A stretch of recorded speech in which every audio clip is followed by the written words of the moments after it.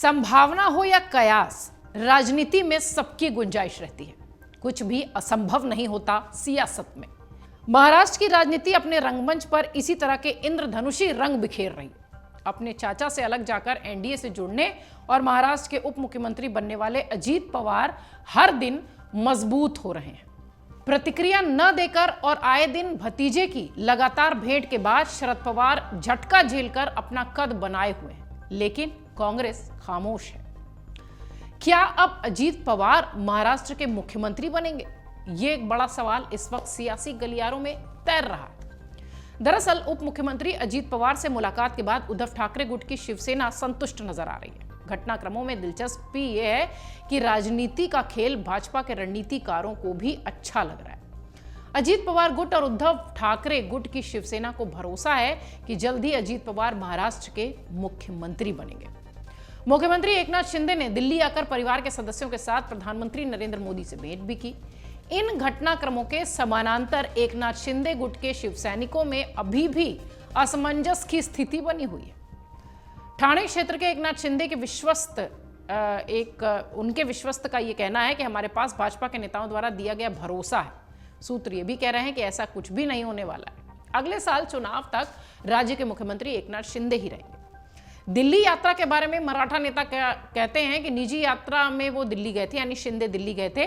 जैसा कि आप सब जानते हैं कि शिंदे प्रधानमंत्री मोदी और अमित शाह से मिलने आए थे। हालांकि सूत्र ने दिल्ली में किसी बड़े भाजपा नेता से मुलाकात की संभावनाओं से फिलहाल इनकार किया है। सिर्फ उनकी मुलाकात परिवार सहित प्रधानमंत्री मोदी और अमित शाह से हुई है। अब समझिए कि अजीत पवार के मुख्यमंत्री बनने की चर्चा आखिरकार उठी कहां से और गर्म क्यों है। 22 जुलाई को महाराष्ट्र के दोनों उप मुख्यमंत्री देवेंद्र फडणवीस और अजीत पवार का जन्मदिन था। मुख्यमंत्री एकनाथ शिंदे दिल्ली में थे। महाराष्ट्र में अजीत पवार को मुख्यमंत्री बनाने की चर्चा गर्म हो गई। जब अजीत पवार दिल्ली के अशोका होटल में प्रफुल्ल पटेल के साथ एनडीए की बैठक में आए थे तो भाजपा के नेता विनोद तावड़े से उनके करीबी सबने देखी थी। हालांकि अजीत पवार के मुख्यमंत्री बनने या न बनने के बारे में बीजेपी की तरफ से कोई भविष्यवाणी नहीं करना चाहता, कोई इस विषय पर बात करना नहीं चाहता। उधर एनसीपी के विधायक अमोल मिटकरी ने यह दावा किया था कि जल्द ही अजीत पवार मुख्यमंत्री पद की शपथ लेंगे, जिसके बाद से यह सारा बवाल शुरू हुआ। मिटकरी ने बाकायदा ट्वीट कर लिखा। उद्धव ठाकरे गुट के नेता संजय राउत ने अपनी भाषा में भी थोड़ी दिनों पहले यह बात कही थी और उन्होंने ये कहा था कि अजीत पवार बहुत जल्दी मुख्यमंत्री पद पर होंगे और शिंदे की कुर्सी जाती रहेगी। संजय राउत का दावा यह भी रहा कि मुख्यमंत्री एकनाथ शिंदे की कुर्सी अधिक समय तक उनके पास नहीं रहने वाली है। इस पर जल्द ही अजीत पवार की ताजपोशी होगी। इन संभावनाओं पर महाराष्ट्र बीजेपी के नेता प्रतिक्रिया देने से बचते हुए नजर आते रहे। किसी ने कुछ नहीं बोला। यही नहीं, एनसीपी गुट के अनिल देशमुख समेत अन्य सभी ऐसे सवाल पर प्रतिक्रिया देने से बचते रहे। ऐसे में अब सवाल यह भी उठता है कि क्या शरद पवार ने दोनों घोड़ों पर सवारी का सियासी ड्रामा किया है?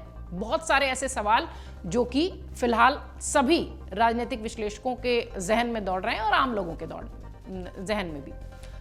महाराष्ट्र नवनिर्माण सेना के प्रमुख राज ठाकरे का मानना है कि एनसीपी में टूट एनसीपी प्रमुख शरद पवार का सियासी ड्रामा है। अमर उजाला ने इस संभावना की पड़ताल की तो एनसीपी के नेता और शरद पवार के विश्वस्त अनिल देशमुख ने बहुत संभल कर प्रतिक्रिया दी। नागालैंड में एनसीपी के 7 विधायकों के टूटकर अजीत पवार के एनसीपी में जाने पर भी शरद पवार ने कोई प्रतिक्रिया नहीं दी। शरद पवार बेंगलुरु में विपक्षी दलों की एकता बैठक में गए थे। वहां से लौटने के बाद से उन्होंने अजीत पवार और उनके साथ एनसीपी से बगावत करने वाले विधायकों के खिलाफ कोई सख्त कदम भी नहीं उठाया। इतना ही नहीं, बेंगलुरु रवाना होने से एक दिन पहले 3 दिन तक लगातार अजीत पवार और उनके सहयोगी शरद पवार से मुलाकात करने पहुंचे थे, उनके पैर छुए थे, आशीर्वाद मांगा था, एनसीपी की एकजुटता का मार्गदर्शन भी मांगा था और शरद पवार ने इस पूरे मामले पर कोई भी ठोस जवाब उस वक्त दिया नहीं। ऐसे में लोगों को यह लग रहा है कि ये एनसीपी के प्रमुख और मराठा राजनीति के रहस्यमयी नेता शरद पवार किस राजनीतिक दांवपेच से ये सब कुछ कर रहे हैं। राजनीतिक जानकारों का यह भी कहना है कि शरद पवार बूढ़े हो रहे हैं। उन्होंने महाराष्ट्र में राजनीति का वारिस अजीत पवार को बना ही रखा है। उनकी बेटी सुप्रिया सुले दिल्ली में राष्ट्रीय स्तर पर बौद्धिक वर्ग की राजनीति करती हैं।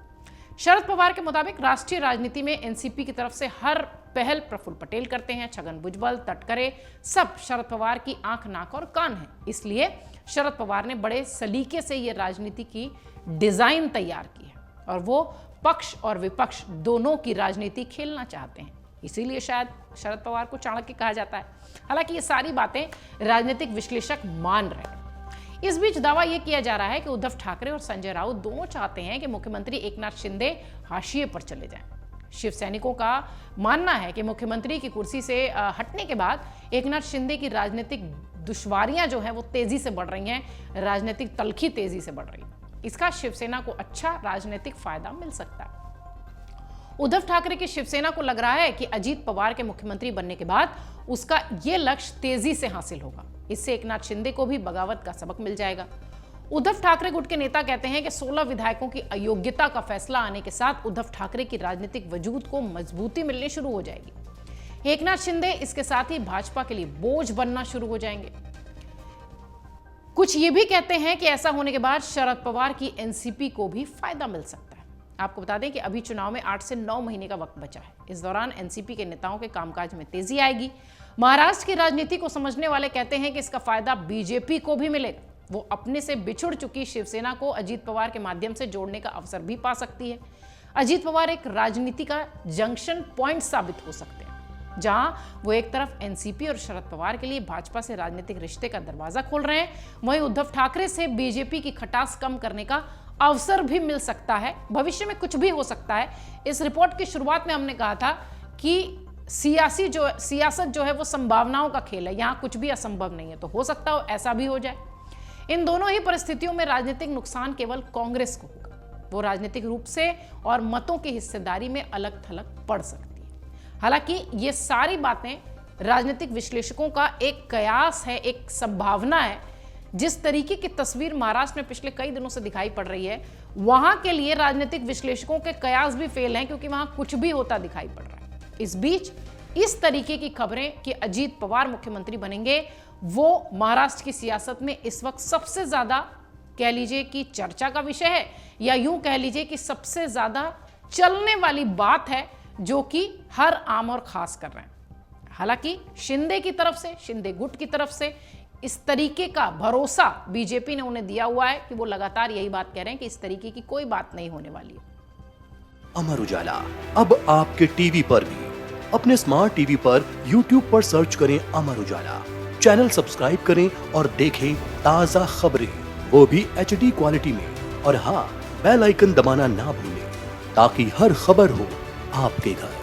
अमर उजाला, निष्पक्ष, निर्भीक, निरंतर।